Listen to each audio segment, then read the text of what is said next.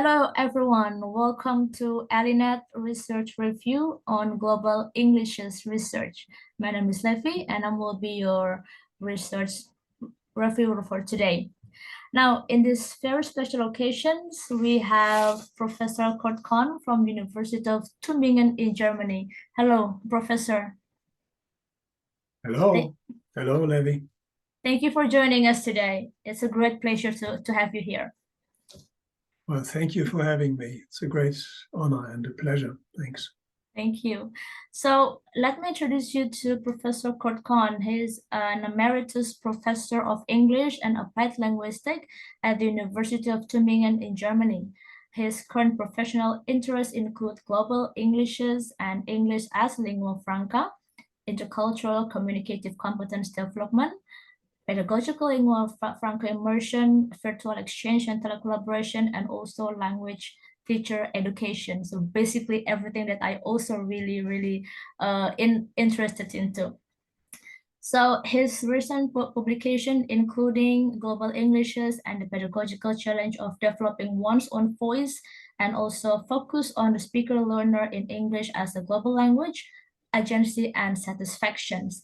You can find the full citation of the journals in the description link below, and also the link to the journal also provided there. Yeah. Okay, so without any further ado, let's get started. So our research review today is called "What is Special About ELF Communication and How Can It Be Taught?" Now, to start with, Professor, could you please give us a little bit deeper explanations of your research area here? Okay. Well, when I became interested in English as a lingua franca, or ELF, so I will pronounce it ELF. That's what I'm used to. Yeah. When I first became interested in it, my background in academic teaching and research was kind of mixed. It was second language learning and teaching, mainly with psycholinguistic focus, translation and interpreting studies, pragmatics, discourse analysis, communication analysis. I had also been involved in several European cooperation projects in which using my English as a lingua franca with speakers of different lingua cultural backgrounds was my daily bread. And regarding my own orientation, my own English, my orientation was definitely some kind of standard native speaker English. Mm-hmm. So this might explain why I was not entirely convinced by the general criticism of English language teaching, ELT, because of its standard native speaker English orientation. And it also might explain why I was not entirely convinced by the assumption, the widespread assumption of ELF communication being something special. Now, regarding the criticism leveled against ELT, because of having standard native speaker English as the language taught, most, if not all, of its supporters have high proficiency in some kind of standard native speaker English. And regarding the assumption of ELF communication being special, well, my own experience pointed in a different direction.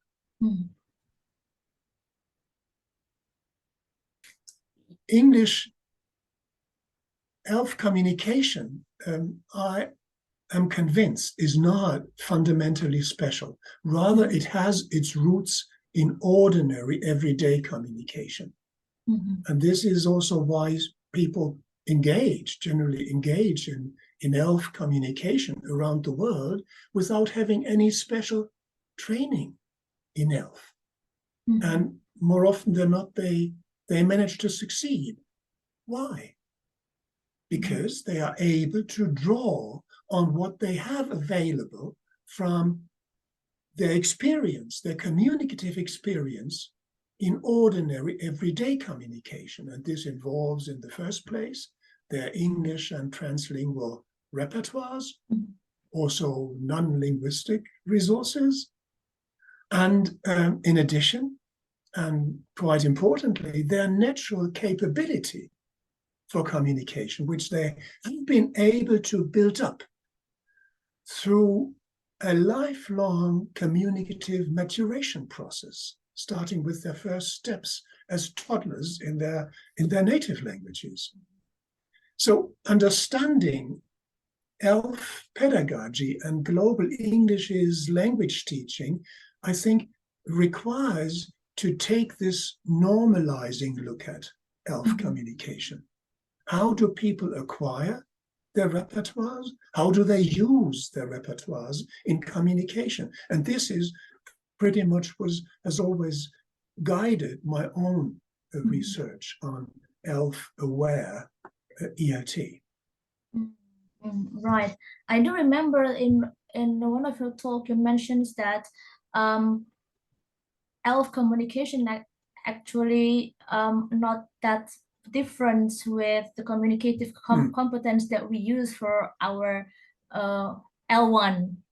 So it's something that's like I love to say it as a transferable skills from the communicative competence in L1, and we can transfer it to our alpha communications. I feel it a bit like that. Okay, but yeah, I also see in many of your publications that you emphasize a lot on the terminology my English, nature of English language learning and teaching. So what is this all about? Well, this notion of my English indeed plays a key role in my understanding of ELF pedagogy, and for me, it all started with this notion, and it's all about the first point I mentioned regarding how we acquire our English repertoire, or our repertoire in any other language for that matter. From a social constructivist perspective, we acquire English, and we can only acquire our English repertoire by creating our own My English version. It's a creative construction process, which, and my English version is inevitably different from the input I'm exposed to. And in this sense, I am, or we are, as speakers of English, we are owners of English. On the other hand, this seems to open up a wide and unbounded range of possibilities, as if it were anything goes. But no, this process of my English development is not arbitrary. It's geared towards communication, and it happens through communication, and it is influenced by where we come from. So in my case, my German lingua cultural background, who we are, what we invest, and most importantly, who we want to be when we communicate in English.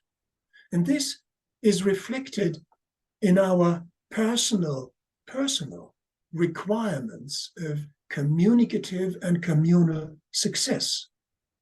And this is certainly more than mutual intelligibility, which is usually referred to in the literature. In addition to being able to understand and being able to make oneself understood, there might be acceptability. I want to be accepted in a certain speech community. I want to be accurate in a certain way. I want to be appropriate in a certain way, in certain situations.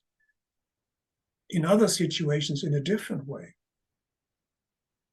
Mm. I want to express myself. I want to meet certain requirements which are imposed from the outside, from the curriculum, or from other speakers in the communicative situation.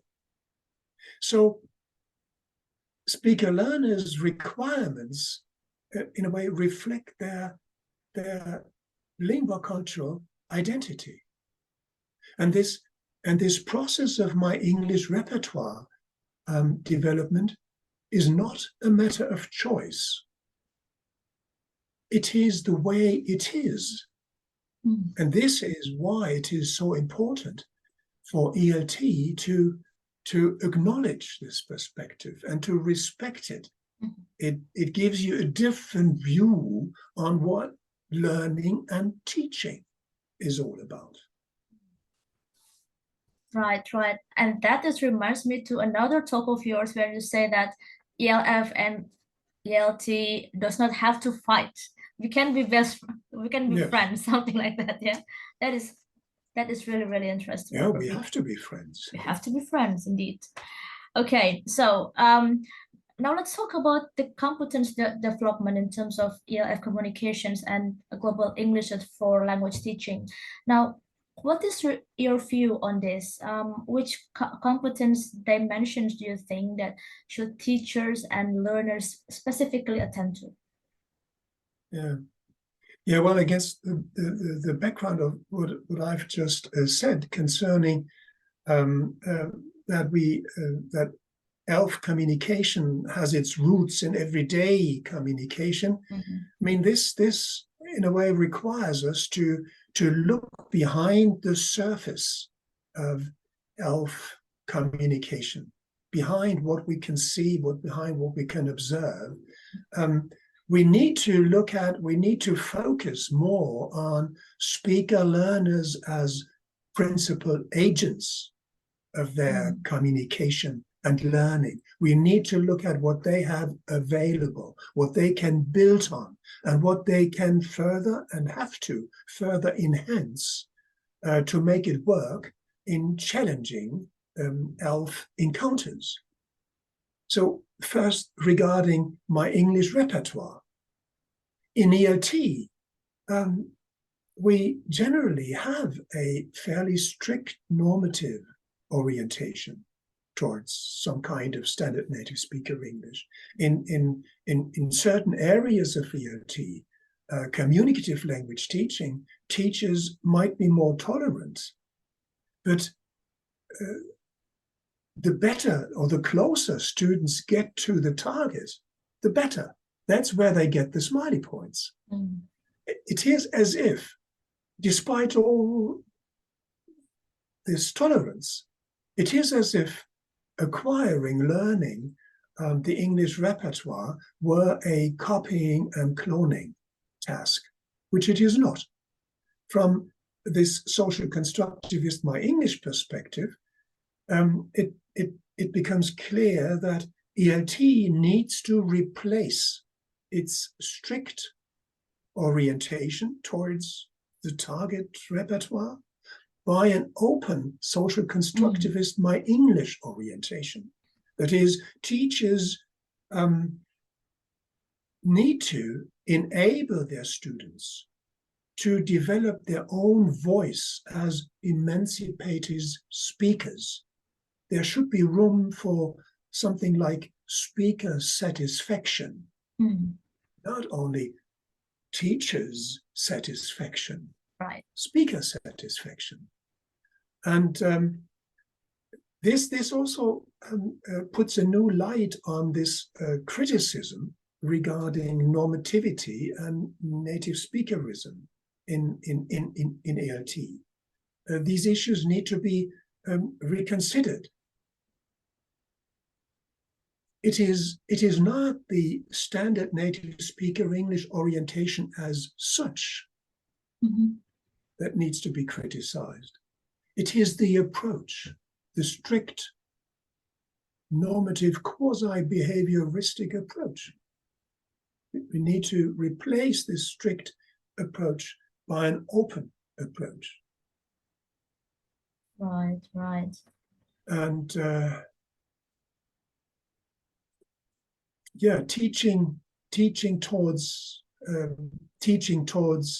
ELF competence, of course, also involves the speaker's natural communicative capability. I mean, this was originally brought up by Henry Whittleson, and he emphasized our ability to make creative use of our repertoires. And let me quote from his 2003 publication, where he says, "You are proficient in a language to the extent that you possess it. Make it your own, bend it to your will. So in a way, proficiency only comes with nonconformity, when you can take the initiative and strike out on your own." Okay, but there is more than creative use. There's also strategic use. I want to achieve certain goals. There's contextual inferencing, and by which we are able to understand more than what is explicitly said in communication. There is empathy and cooperativity. There is confidence and self-efficacy, and there is communication monitoring, which is continuously going on while we talk, while we speak, and we check what we are doing, what our partners are doing. We check this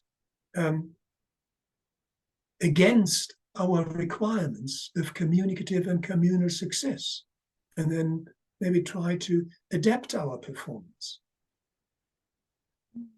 Right. So both these aspects of an open approach towards my English repertoire development and enabling students to activate and enhance their natural communicative capability, I would say, are important for a revision of VOT. Right, right. So, in your opinion, can we pedagogically integrate?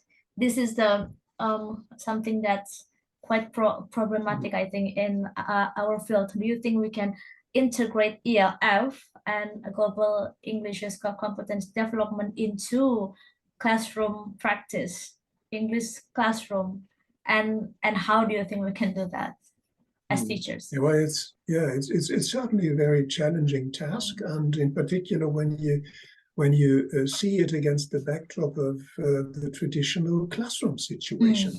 Yeah. I mean, on the one hand, I think we all agree that there's a great value, great pedagogical value in authentic and immersive ELF exposure.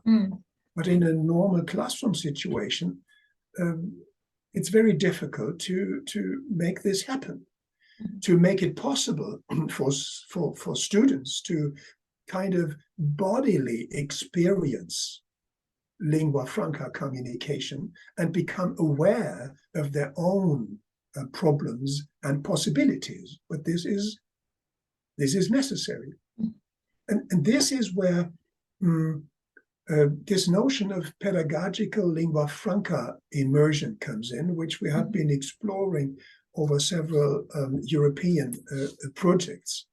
The constellation is the following. You have students of different lingua cultural backgrounds who meet and cooperate, communicate with each other using their shared target language, in our case English, but it could be any other target language, by using their shared target language as a pedagogical lingua franca. Now, in the traditional classroom, you usually don't have this combination, this mix of students. that will make this possible. And this is where modern technologies come in. So like what we are doing right now, we for this recording, we can use video conferencing. Well, we can use text chats. We can use Padlet. We can use virtual worlds. Whatever there is around and available to us, we can use in order to bring students from different lingua cultural backgrounds together to communicate and thereby to raise the level of authenticity. It has to be in a blended learning environment. So where you have sort of classroom support before and after the event. And in this blended learning environment, embedded, you have the intercultural virtual exchanges, using the tools, the online communication tools you have available. You have preparatory and follow-up activities. Preferably, you have small groups or pairs of students who communicate, and preferably outside classroom hours. In our experience, when you do it within classroom hours, and as part of the actual classroom activities in the room or in a language or computer lab, it can be problematic, and it's better to have it outside class hours and even preferably from home. This is when we got our best results. And regarding topics, to start with, I would always argue for, what I call accessible topics. That is, topics students can talk about without much preparation. Not topics that are kind of hot, controversial topics, because first they have to learn to get along in this situation, and they have to learn to activate their My English repertoire and translingual resources, and they have to activate their communicative capability across all the dimensions I mentioned before. And once they are comfortable with this and experienced with this, well, then you can, as a teacher, you can step up things towards more controversial topics. All this has a high authentication value. Students have the chance to become involved as principal agents with their lingua cultural identities and their personal communicative needs and purposes. Right. So I'm really interested into this pedagogical lingua franca immersions. Now, in relation to that, how do you think teachers can ensure that this virtual pedagogical lingua franca immersions can actually successful for their students? I also remember in your recent publication, you mentioned the need of the pedagogical mentoring. So what do you think about this? Oh, yes. That's I think that's very important, and that is even the, if you like, the motivation why it is pedagogical lingua franca immersion and not just lingua franca immersion. It is pedagogical. So it takes place in a pedagogical environment, of course, but it also requires, as you said, pedagogical mentoring. Virtual pedagogical immersion has a great potential, but it usually doesn't run on its own. So pedagogical mentoring, well, first of all, of course, with regard to telecollaboration technologies that are being used. But that is, as difficult as it might be, almost trivial from a pedagogical perspective. What is more is helping students embrace something like my English responsibility for their own communication and learning. This is something new for them. This is what they are not used to from the traditional classroom. Help them negotiate requirements, their requirements of success with their communication partners.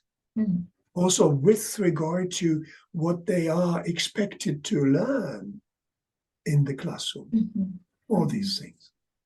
Then it's also about creatively and strategically use their My English repertoire. So be free, be open to stretch things, to push the limits creatively. It's important for them to appreciate and practice cooperation and empathetic rapport. And very, very importantly, they need to understand and practice communication monitoring, or what I would like to call augmented communication monitoring for better communication and learning results.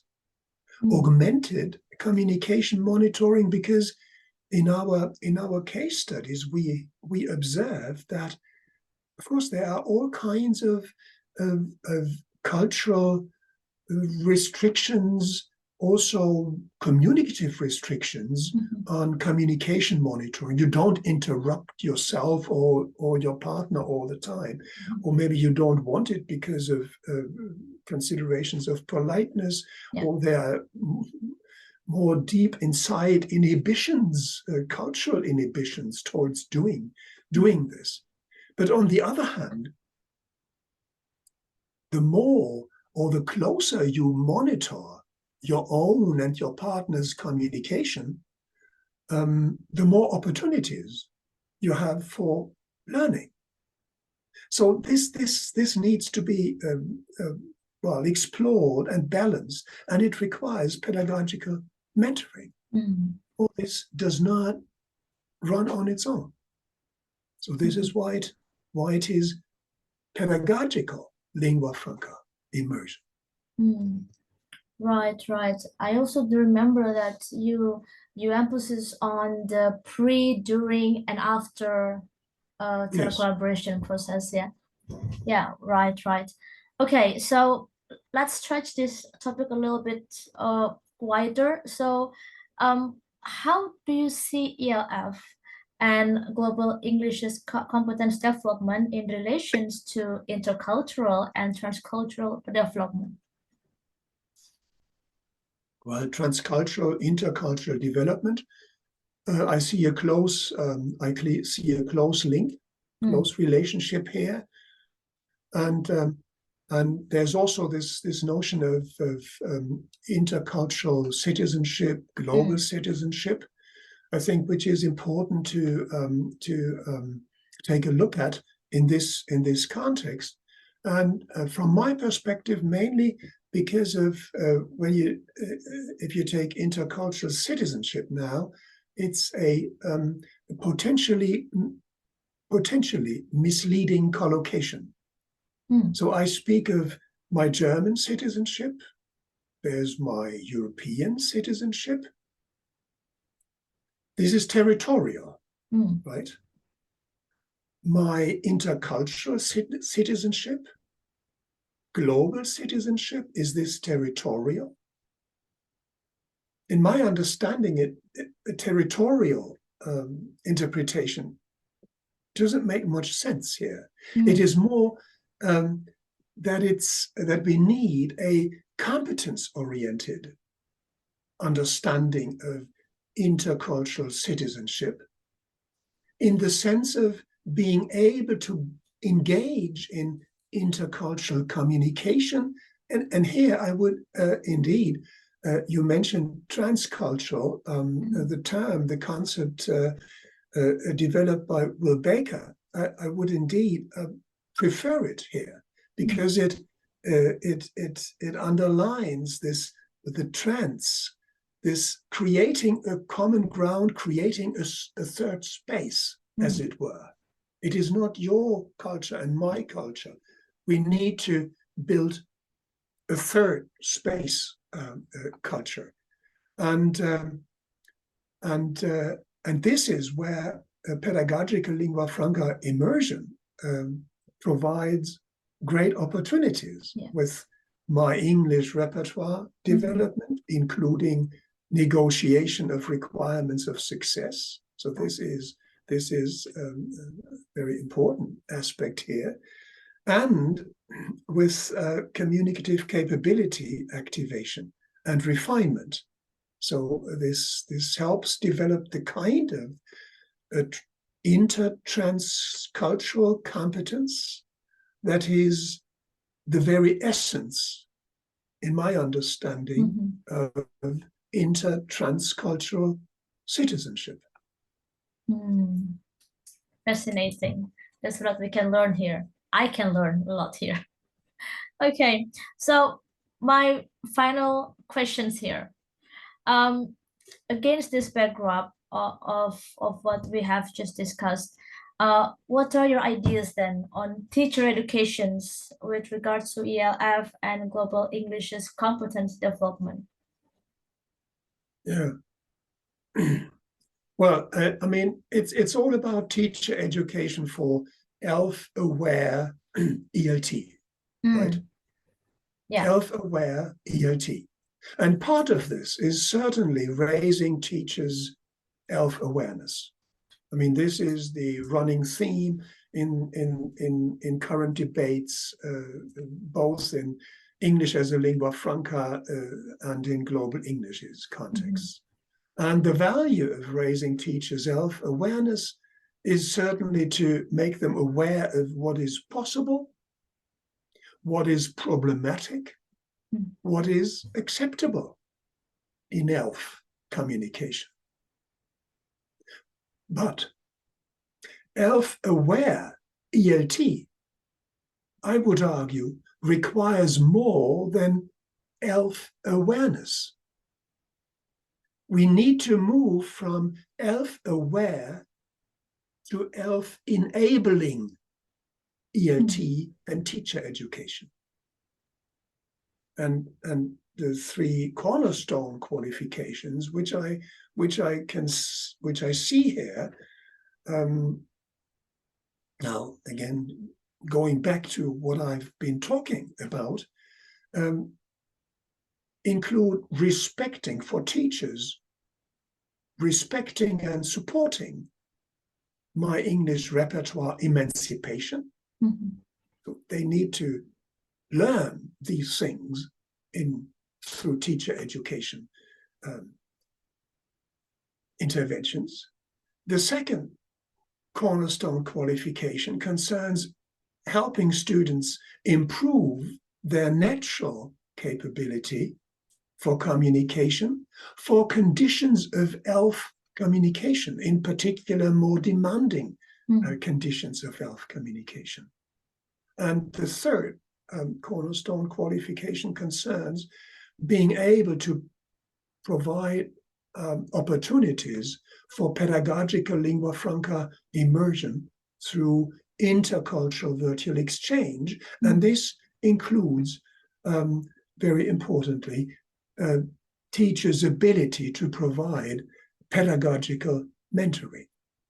So, and in addition, in terms of organizing teacher education, my own preference over the years has moved away from workshops.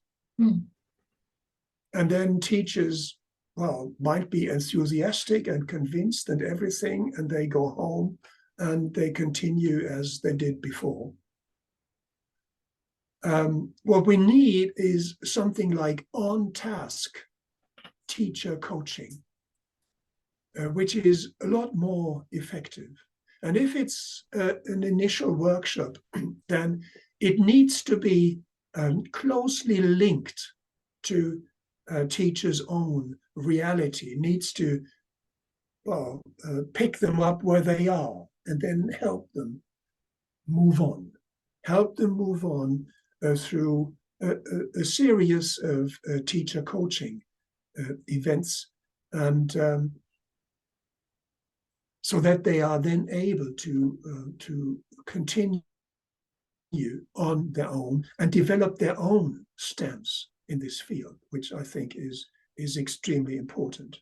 So not ready-made solutions which are imposed, but it's this this transformation process which needs to be started and supported, guided by teacher coaching. But the three main elements for me turn around my English repertoire emancipation, natural communicative capability development and enhancement, and providing pedagogical lingua franca immersion through intercultural virtual exchange. Mm. Right. Wow, that's so fascinating. I couldn't agree more, especially on the part where you say that the teacher needs on the task teacher coaching. I also believe it can be more effective than merely just definitely. the seminars. Definitely. Yeah. Definitely. Okay, so Professor, thank you very much for these discussions. I found it really inspiring, and I also believe that our viewer also feels the same. Now, again, thank you so much, and good luck with your projects in the future. And that will be all for our research review today. Thank you very much for watching. Don't forget to visit our website elinet.org.uk, and please do consider to join our network and also to subscribe for our newsletter to catch up with more research reviews and the webinars. Now that will be all. I'll see you again soon. Bye. Thank you very much. Thank you very much, Levi, and bye. Bye. Thanks. See you.